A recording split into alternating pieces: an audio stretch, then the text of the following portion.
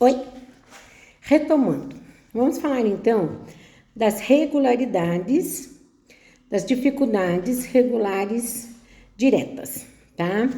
São os pares, que na teoria do Arthur aparece com a expressão pares mínimos. Por que pares? Porque são sempre em duas a análise, né? Das duas letras que não tem disputa entre elas, mas cujo som é muito parecido na hora da emissão. Então, pares são duas, pares mínimos, porque a diferença é mínima com relação à emissão do som, e isso se deve ao ponto de articulação do som das palavras nas cordas vocais, certo? Quais são esses pares mínimos? BP,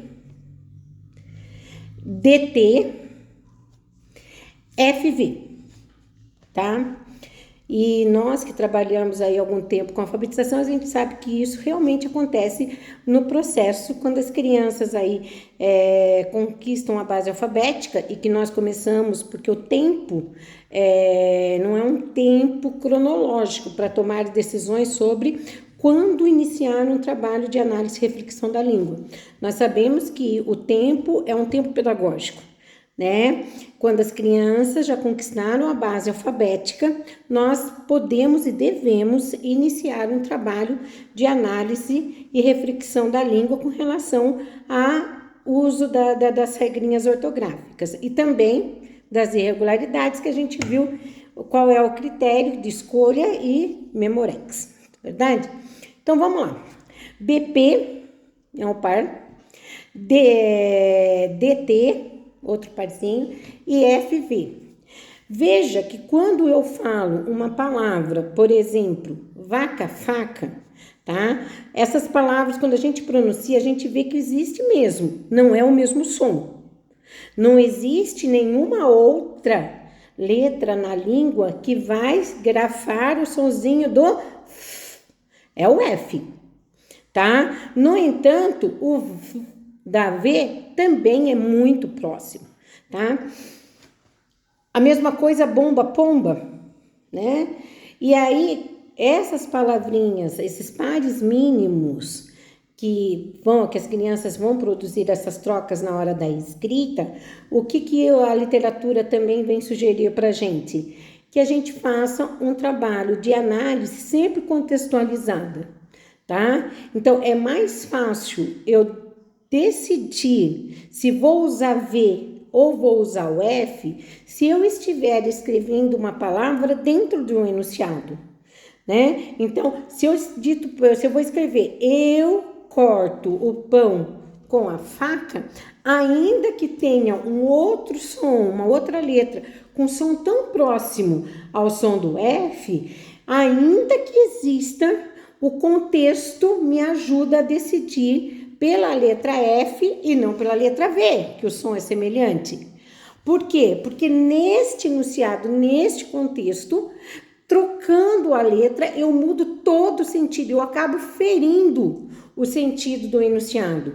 Então, eu corto o pão com A, se eu faço a troca, evidentemente vai ficar vaca, e ninguém corta o pão com a vaca, né? Então, a mesma coisa, a vaca dá leite, se eu troco aí o som por outro que é bem parecido, mas que não é o mesmo som, mas é parecido, aí o que acontece? Muda todo o sentido daquele enunciado. Então, qual é a indicação para trabalhar com os pares mínimos? Sempre contextualizar. E como entender essa contextualização? A partir de um texto, tirar as palavras do enunciado, né? Não somente a palavra, mas de todo o enunciado que está no contexto, trabalhar as possíveis trocas e de quanto isso acaba ferindo o sentido daquele enunciado e, consequentemente, acaba ferindo toda a construção e o sentido do texto. O outro grupo, lógico que a gente está falando isso de forma bem resumidamente, mesmo porque isso não é novo para nós, né? A gente está fazendo uma revisita, mas eu também vou, durante a semana, colocar no nosso grupo quais são as irregulares, tá? Que a gente investe em Memorex, quais são as regulares direitinho. Vou produzir algum material nesse sentido para servir de suporte, de apoio, caso aconteça alguma dúvida, principalmente quando a gente for fazer uma avaliação dos alunos, tá ok? Vamos falar um pouquinho então das contextuais. Regulares contextuais. Exemplo, a disputa do som nasal de que pode ser grafado pelo M, porque o som nasal na língua portuguesa eu posso grafar com o tio, com a letra M ou com a letra N. Então, existe uma disputa. Quando eu falo canto e falo campo, veja que a primeira sílaba de canto é CA e de campo é CA. E esse K, tanto no canto como no campo, esse K inicial aí, ele está sendo nasalizado. Por que, ora, eu nasalizo esse AN com N, no caso de canto, e com M, no caso de campo?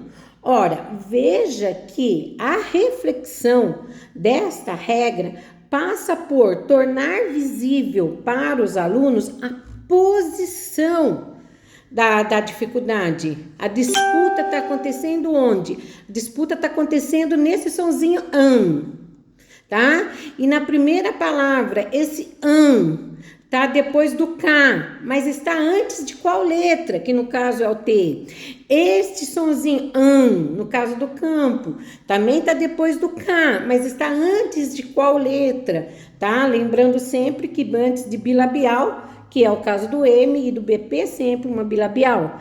Mas é possível discutir. Um outro exemplo, o R, tá? O som do R. O som do R forte, ele tem disputa. Quando eu estou pronunciando o R e o som for forte, a disputa está exatamente em: é um R só? Ou eu vou dobrar? Vou colocar 2 R's. Tá? Veja, por exemplo, a palavra genro. Honra.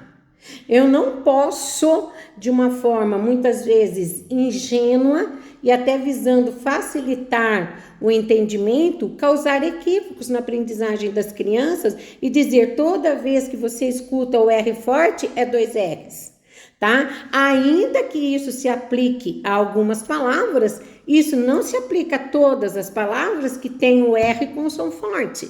Genro, honra, enredo, Henrique. Veja que também tem o R e o R está sendo produzido forte e não são 2 R's. Já carro, terra, tá? Carroça.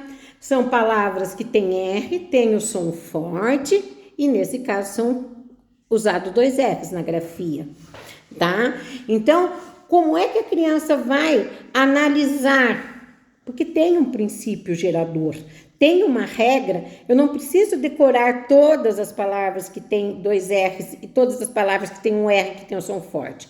É possível, a partir do entendimento da regra, e esse entendimento passa por analisar a posição das letras nas palavras, categorizar essas palavras de acordo com a posição do R, analisar, construir a regra e validar essas regras. Tá? Até escrevendo palavrinhas que não existem, que é a questão da contribuição que o Arthur diz. A gente pode, de repente, inventar palavras para que as crianças percebam que elas não têm aquilo de memória, mas é possível decidir se é um R ou 2, nesse caso específico da disputa do R, do som do R que nós estamos falando.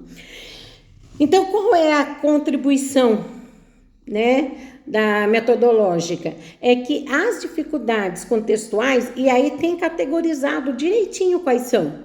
Essas dificuldades, o tratamento metodológico parte exatamente em analisar e refletir. Então, o que acontece em genro, analisando a posição do R em genro, em honra, em enredo e Henrique?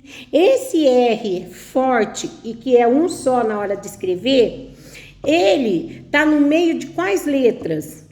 É N, que sempre vem antes, tá? E terra, e carro, Tá no meio de quais letras? São sempre duas vogais? Ah, então quando eu estiver escutando um sonzinho, uma palavra que tiver R e o som for forte, eu paro e analiso. Se tiver no meio de duas vogais e o som for forte, eu dobro, eu coloco dois R's. Ah, tá, é o caso, por exemplo, de carrinho, tá? Carrinho, esse mais forte é porque essa posição desse sonzinho mais forte, está no meio de duas vogais. E se ele tiver fraquinho, carinho, tá? Também está no meio de duas vogais, mas o som está mais brando, o som está mais fraquinho, aí eu ponho um R só, né? Então veja que a partir do momento que as crianças são convidadas a analisar a posição dessas letras e a partir dessa análise levantar outras palavras onde essas dificuldades aparecem e aí essa análise vai se confirmando, essa criança constrói a regra, mesmo que não tenha decorado todas as palavras, vai escrever uma palavra inédita, que ela ainda não tem um dicionário mental, ela dá conta de decidir a disputa, nesse caso, se é um R ou dois, tá? E a gente tem, quantas vezes antes de compreender exatamente a regra, eu ia escrever enrolar e eu ficava, oh meu Deus, enrolar é com R ou é com 2?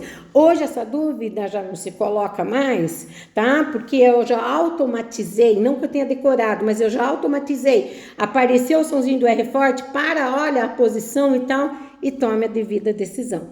Mesma coisa com MN, tá? E outras dificuldades que ele vai colocando pra gente, tá bom? Então, a gente viu o tratamento metodológico das regulares diretas, sempre comparando as frases, analisando a mudança da letra, que causa uma mudança de sentido e que isso afeta todo o enunciado onde a palavra está inserida, e vimos também a questão das contextuais. No material disponibilizado, que é uma sequência didática que está no material Aprender Sempre, é um material sugerido a partir de 4º ano, porque as crianças já têm uma certa maturidade linguística e essa regularidade do ICE com 2 S ou do ICE com C, a análise, para que a criança faça a construção da regra, vá sistematizando e vá validando, passa por um conhecimento mais elaborado da língua sobre classes morfológicas, tá? Então, existe aí um planejamento com relação a como iniciar o trabalho de análise e reflexão dessas regras, né? Uma criança, por exemplo, que vai escrever morreu e coloca o, é uma criança de 1º e 2º ano, evidentemente que eu vou conversar com ela e vou falar, olha, não é o, é o, é morreu.